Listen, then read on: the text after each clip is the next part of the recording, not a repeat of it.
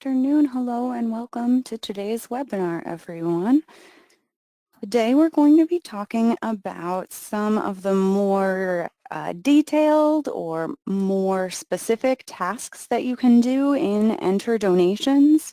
The section of the workbook is called Other Enter Donations Information. So this is going to cover not how to enter donations, but once you already know how to enter donations, how you can add some more detailed information to your donations entries and how you can accomplish certain tasks from the Enter Donations screen. If you're following along in the workbooks, this topic is covered in the Donations 102 workbook, pages 22 through 27. And if you're wondering what I'm talking about when I mention the workbooks are available for purchase on our website.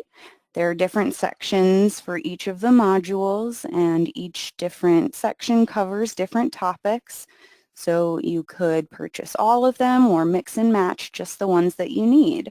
And to purchase those, you just go to our website, www.churchwindows.com.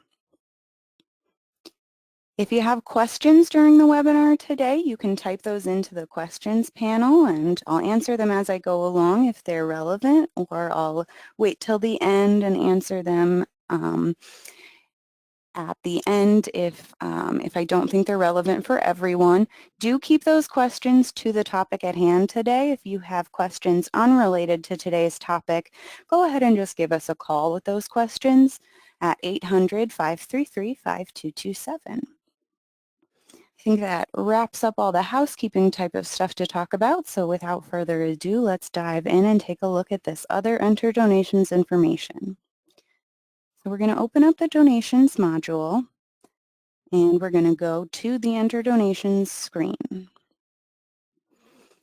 Now, in the Enter Donations screen, we have all of the information that's covered in the other webinars for entering your actual donations. The first thing we're going to talk about is the giving distribution. The giving distribution refers to how the system, Church Windows, can automatically break up a donation for you into different accounts. So when you're entering a donation, and you put in your date and you choose your person and you enter your amount, the system can automatically break out that amount based on several different options. So right here next to the amount, we have this little pie graph button.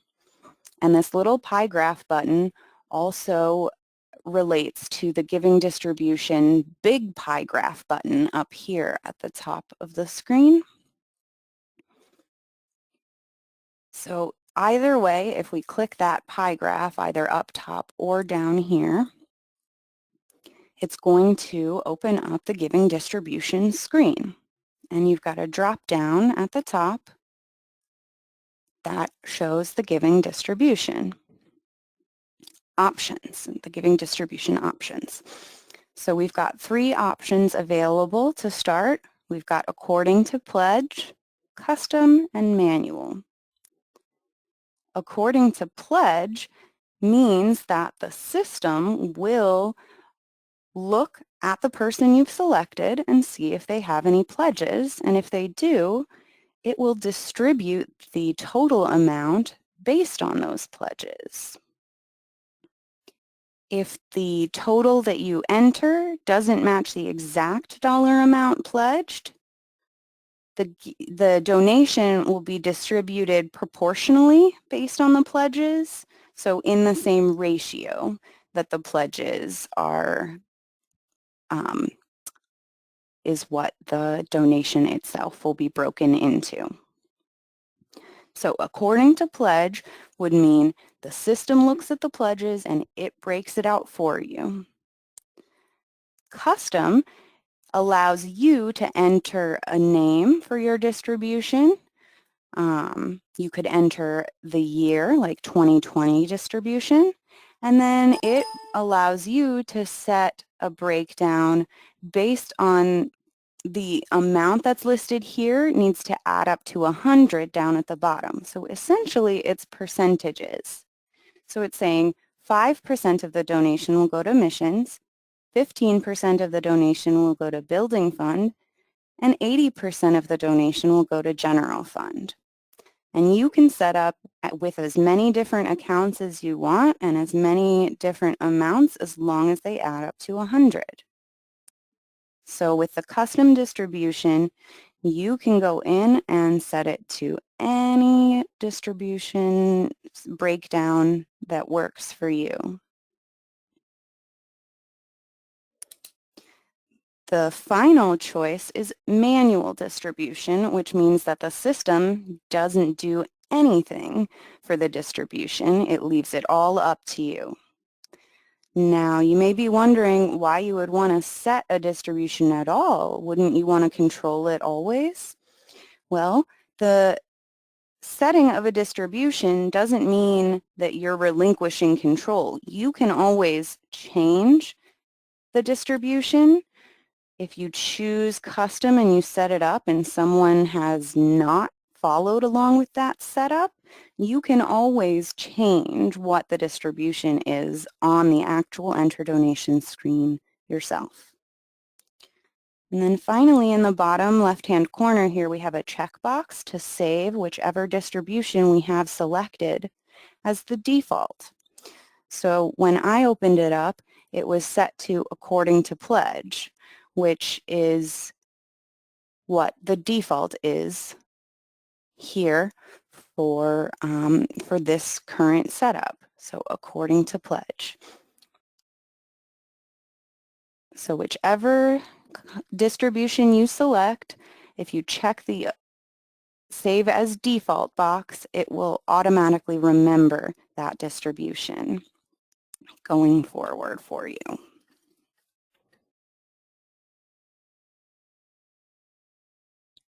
So next we're going to talk about the order of the accounts. So I'm just going to put in a date and a person just so that we can look at the account order options. So once you've got your person and your date selected, I'm just going to put in an amount so that we have something to work with.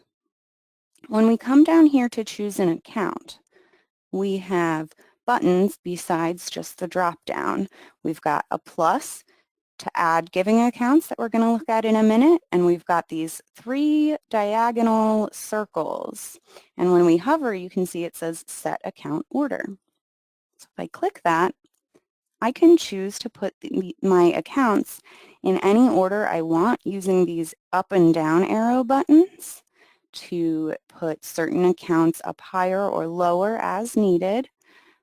Maybe I want to put Save the Animals up higher so I can get to that more easily.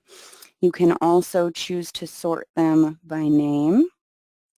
You can see that puts them alphabetically. Or you could sort by number, and that puts them numerically with the smallest numbers at the top and the highest numbers at the bottom. And then you have this checkbox here where you can ask it to automatically put your new accounts at the top of the list. And that can be helpful if you're frequently adding new accounts for different purposes within your organization.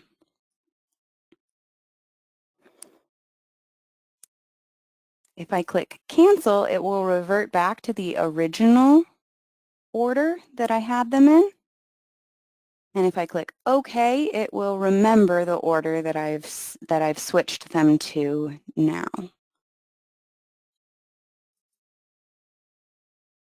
To add new accounts from the Enter Donations screen, it's very simple. You just click the green plus button here in the account area in between the drop-down and the Order of Accounts button. I can put in an ID number as long as it's one that's not already in use. And then I can put in an account name. And If we drop down Show Detail, that little arrow right here, if I click it again, it hides it. This will allow me to link it to accounting. So if you're using the accounting module as well as the donations module, when you're adding a new account, you want to make sure that you click on the accounting links tab, and you also choose the debit and credit accounts that match with your new account for donations, so that when we go to transfer it, it will all be transferred successfully. You can add multiple giving accounts from this screen by clicking this plus Add Giving Account button when you're finished with each one, and then when you're all finished, you click OK down at the bottom. On that Details tab that came up first when we looked at this Details section, we can also choose whether the account is printing on statements, if it's tax deductible, yes, no, or unknown, and if it's a pledgeable account. If it is pledgeable, you can choose to set a default frequency, or you can just leave that default frequency blank. It's up to you whether you're using account numbers or just names.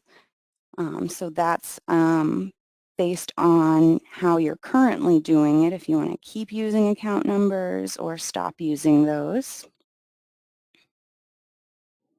It's also possible to add new givers from the Enter Donations screen. Again, we've got a green plus. This time it's up here at the end of the giver box, up a little higher on the screen. Now, when you click Add Givers from this Enter Donation screen, we have 3 different types of giver that we can add. We can add a membership individual, which is what most folks are going to use most of the time. Add membership individual means add a member or a visitor, someone who can be seen in membership and donations.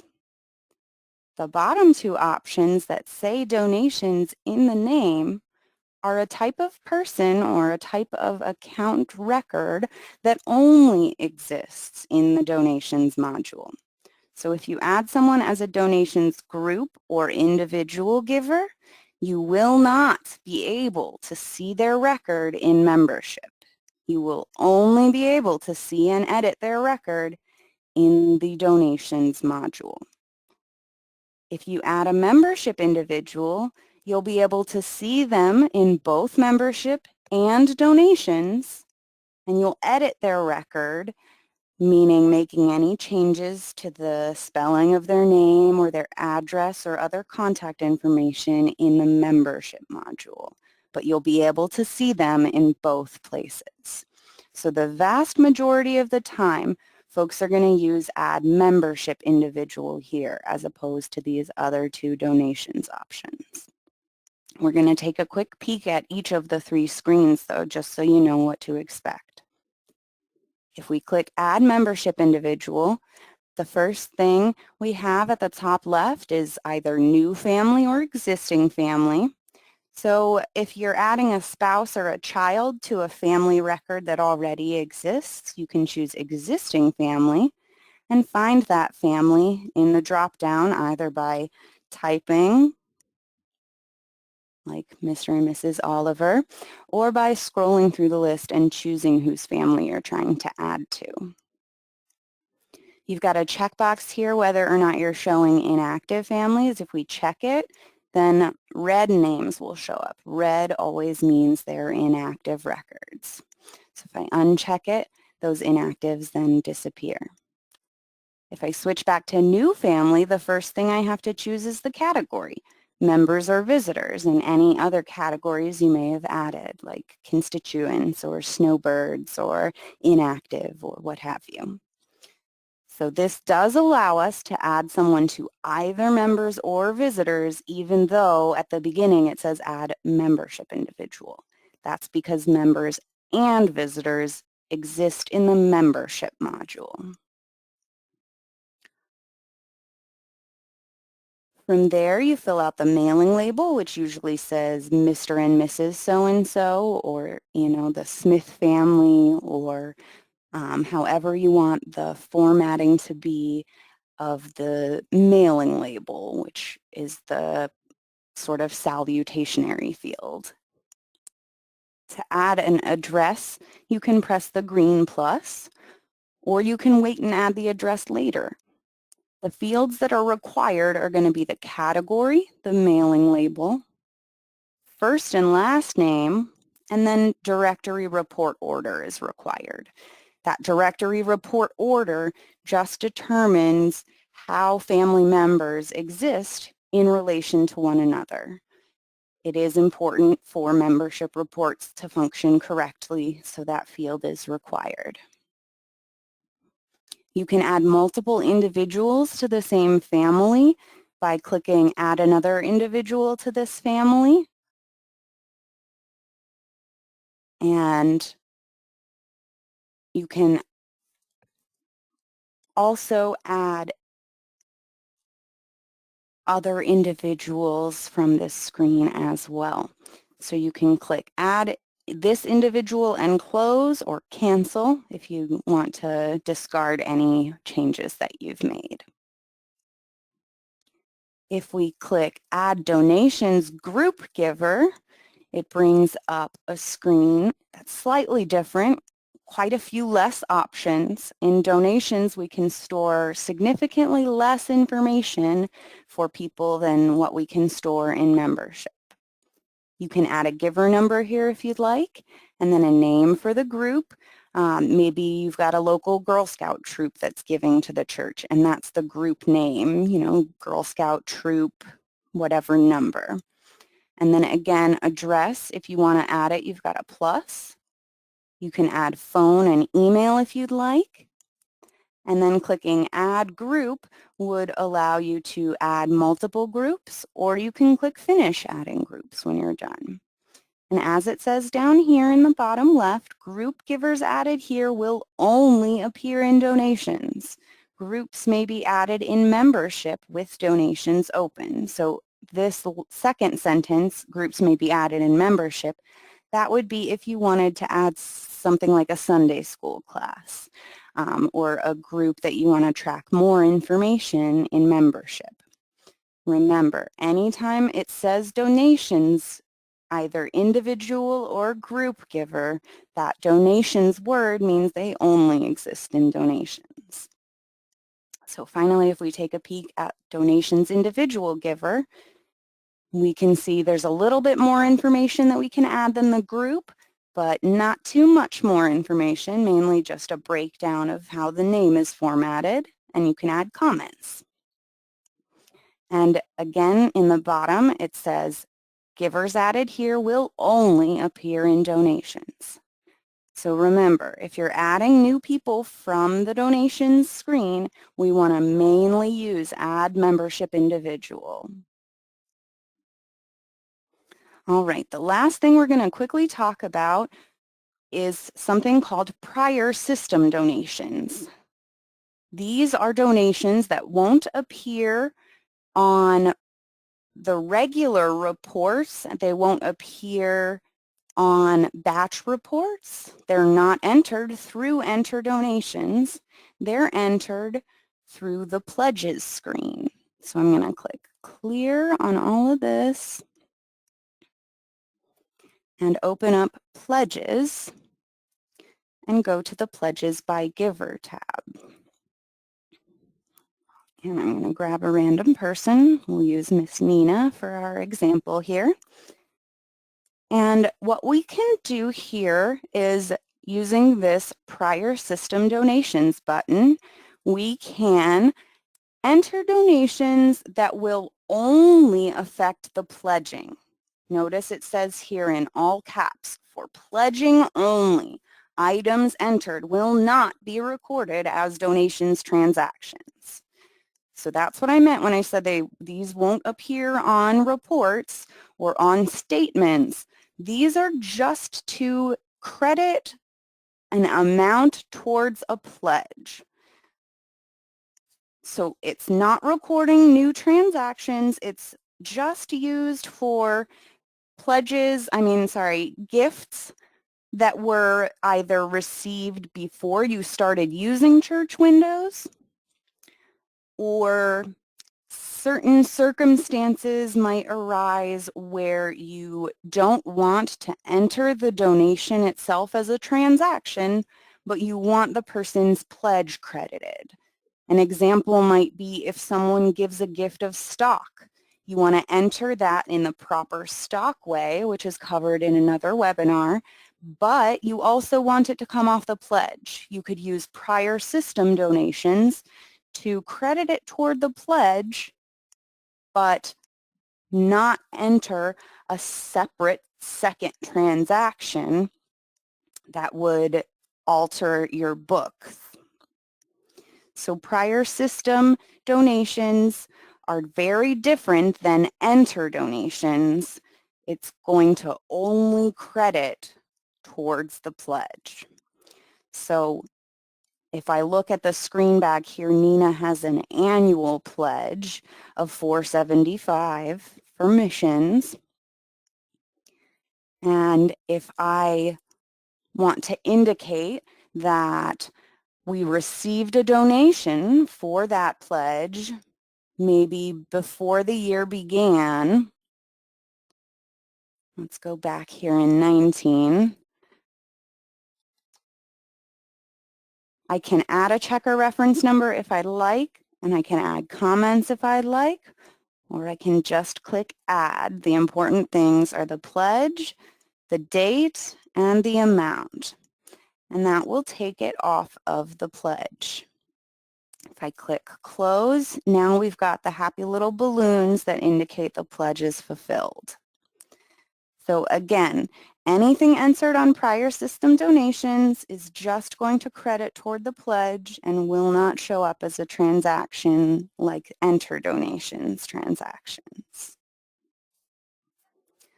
All right, that finishes up all of our pages in the workbook for today's topic on other enter donations information.